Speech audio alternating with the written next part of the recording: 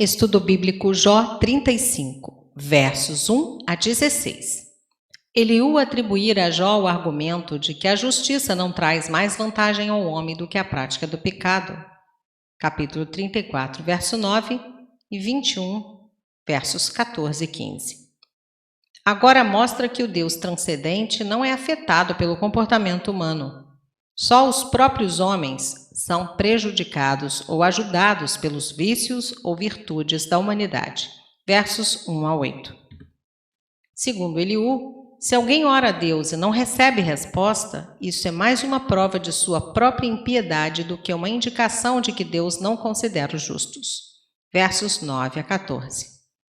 Ele apresenta 3 razões para as orações de Jó não serem ouvidas: arrogância, versos 10 a 12, palavras vazias ou motivações erradas, verso 13, e falta de longanimidade ou paciência, verso 14.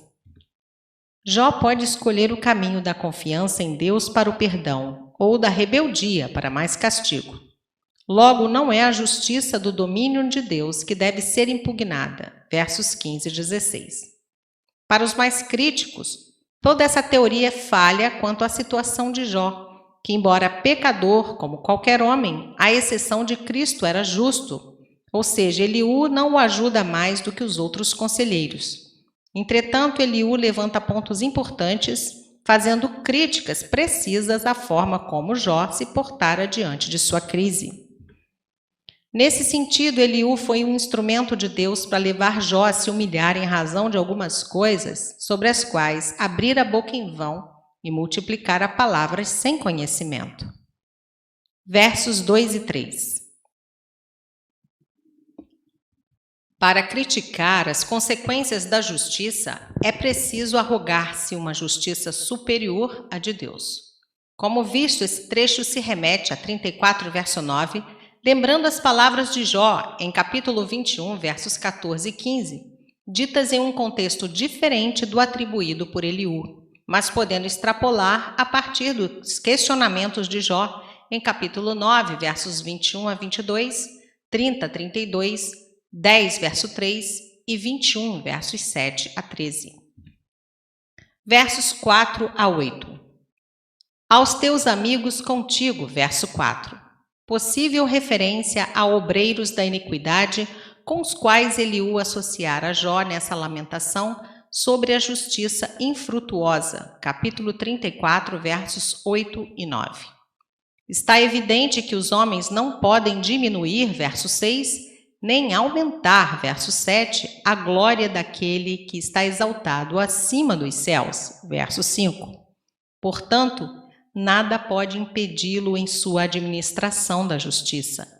Ele faz apresentar argumento semelhante, capítulo 22, versos 2 e 3, mas fora prejudicado pela má interpretação da administração da justiça por parte de Deus.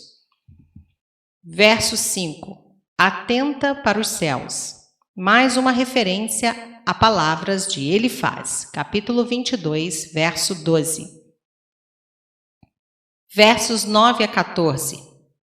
A transcendente imutabilidade divina, versos 5 a 7, não equivale à indiferença para com vícios e virtudes do homem. Não é que Deus seja indiferente aos homens, mas os homens que são indiferentes a Deus. Isso é, eles não o buscam por quem ele é, por amor a ele, tendo prazer em cantar doxologias no meio da desolação, contanto que ele seja sua porção. Versos 10 e 11. Eliú intima Jó a sabedoria de sua original resposta de fé. Capítulo 1, verso 21. Os oprimidos clamam, mas muitas vezes não para Deus. Suas reivindicações são feitas de maneira bem contrária ao espírito da fé. Tudo é feito, menos uma tentativa de se descobrir o que Deus tem para ensinar, ou qual sua solução para a angústia. O sofredor deve se dirigir a Deus, assim receberá suas bênçãos eternas. É justamente nossa comunhão com Deus que nos destaca dos animais, verso 11. E se uivamos nossas exigências como lobos, sem a oração da fé, Sem esperar em Deus, nada temos a receber da parte dele. Versos 12 a 14. Versos 15 e 16. Por um viés, o fato do juízo de Deus sobre nossos inimigos supostamente tardar, sendo contida sua ira, não nos dá o direito de falarmos contra o Deus da justiça. Sob um segundo ponto de vista, o fato da ira de Deus ser represada não deve nos estimular a falarmos contra o Deus do juízo. Ambas são possíveis repreensões de Eliú a Jó. Nota 1. A piedade tem seu valor. Uma pergunta notável. Verso 3a. Já que o homem quer ver resultados, vantagens e recompensas.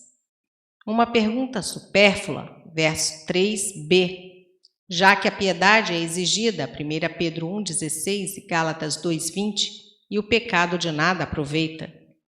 E uma resposta adequada, versos 4,16, já que, embora Deus seja justo demais para privar o homem de suas recompensas, versos 5 a 8, a falta de bênçãos imediatas não é prova de sua negligência, versos 9 a 14, garantindo por meio de seu cuidado tratamento justo às suas criaturas.